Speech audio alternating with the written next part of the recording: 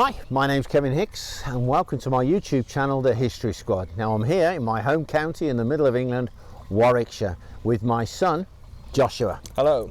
Now Joshua, he's a member of a re-enactment group.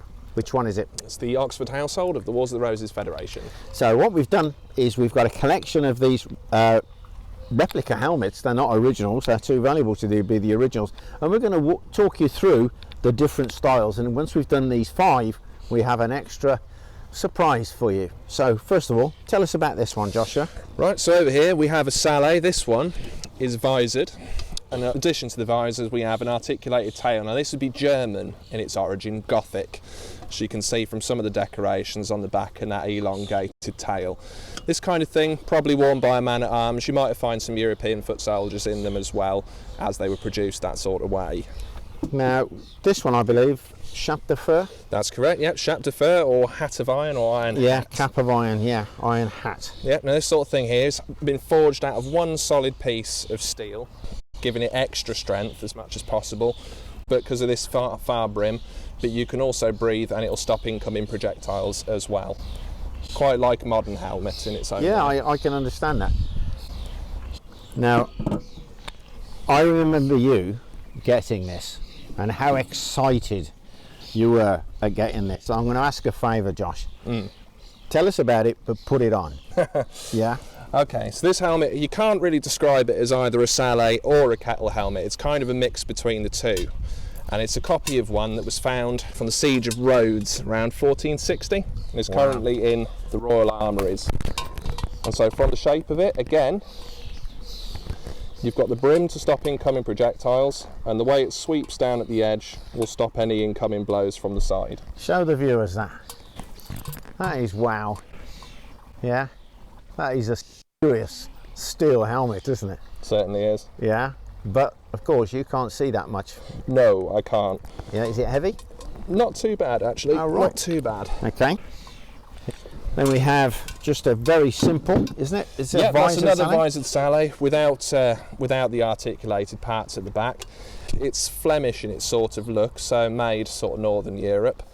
Very common amongst all classes of foot soldiers, but primarily those who'd be in close combat, because you have that visor for the extra protection of anything incoming. It looks very similar to the famous Warwickshire Sallet, doesn't it? The Coventry Sallet. Coventry Sallet is more pointed at the top. You can always tell the English ones from that. Right, yeah, because they're a bit more pointed. And then this one, this is your latest helmet, I understand. Yep, this is my latest one. This is an open-faced Sallet in Italian design, this one.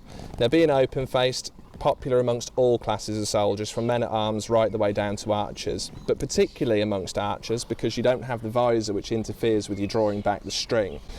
Now this part as well on the front is an extra reinforced plate just to give the front even more protection, as that's where most of the blows will be coming in. That's a lovely specimen, and it's stamped here. Who made that for you? That was Dave Hewitt of White Rose Armouries. White Rose, yeah. Pretty good, eh? It's just interesting, offset, we're being attacked by birds, and there's a big hawk above the birds, so in the background, wildlife is happening. Yeah, so we've got a nice surprise for you here. Look at this for a piece of armour. Yeah? Brigandine, coat of plates. Yep. Brigandine being the more common name for the ones of this time. But look at this configuration here, this chape de fer with this bever here. Can you talk us through this, Josh? Yeah, of course. So the chape de fer, quite similar to the one you've seen earlier on in the video, but of a much more noble status, hence the brass plume holder on the top for extra decoration. Now this visor as well, this I believe is another one that was found at Rhodes as well, quite a good collection of armour from there. And these buttons here, if I can get it to do it right, actually let the bever fall away. Yeah. So it gives him plenty enough to breathe, but as soon as the arrows start to fly, he can then close it all up. He can close it up, and when I've got it done right, it marries up really well with the helmet there as well, being able to see. Gosh, that's an incredible piece of kit. Yeah. So, inside here, can we undo it a little bit? Yes, of course. Just remove the helmet. There you go, son. Thank you. The detail in this is quite fantastic. It's lined on the outside, isn't it, with thick felted wool? Yep, thick felted wool for this one, as of course in the Cross of St George's decoration. Now, things to note about the Brigandines as well. These weren't either for upper class or for lower class. They're Could be made for all classes. This one is of course the sort of thing a knight, a noble, man at arms would have worn, because you see the decoration and the rivets. The more work that goes into the piece, the more expensive, the higher class of soldier who would have worn it. Now if we can, we might have to lay it out on the ground just to be able to get a good view of it while I'm unbuckling it at the front. There you are, if you can take the weight for me. Lovely stuff. Let's take that off. We just show there. the detail at the back before we put it down. Yes. Look at that. That's splendid workmanship, isn't it? So we're going to lay it down now and open it out so you can see the inside. Right, talk us through it, Josh. Sure thing. So all of these plates in here have been overlapped and riveted to the outside. That's where you can see the rivets. Now all of these plates as well, they've been hand tinned so they won't rust, because obviously the sweat of the body up against it would get rusty very fast if that wasn't the case. Now this one, being a very high quality, you're going to have pretty consistently good plates of steel, whereas some of the ones that your common soldiers would have worn were made out of old, out of fashion pieces or damaged pieces of armour that they simply hammered flat, cut up and then made into new armour, because you don't want to waste steel being an expensive commodity and all.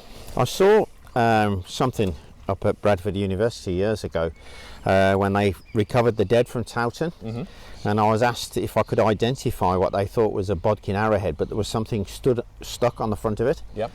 And what it was the bodkin arrowhead, a short one, and it had gone through a small plate from a Brigandine, still had 3 little rivets in it, and they found that inside the vertebrae of a man. So that's a flat shot from a longbow has gone through the front, taken the plate with it all the way through the body, which is incredible. But this, I'm sure this would have actually stopped the arrow. Look at it, it's quite magnificent. Quite possibly. I mean, arrows were powerful, crossbow bolts as well. Yeah. Anything at close range might have buckled the plates, but who knows? But Look at the draw. These became incredibly popular because you can move around. Yeah, of course. As you can see, the way that the plates do move overlapping, when they are on you, the way your body moves, the plates go with it as well.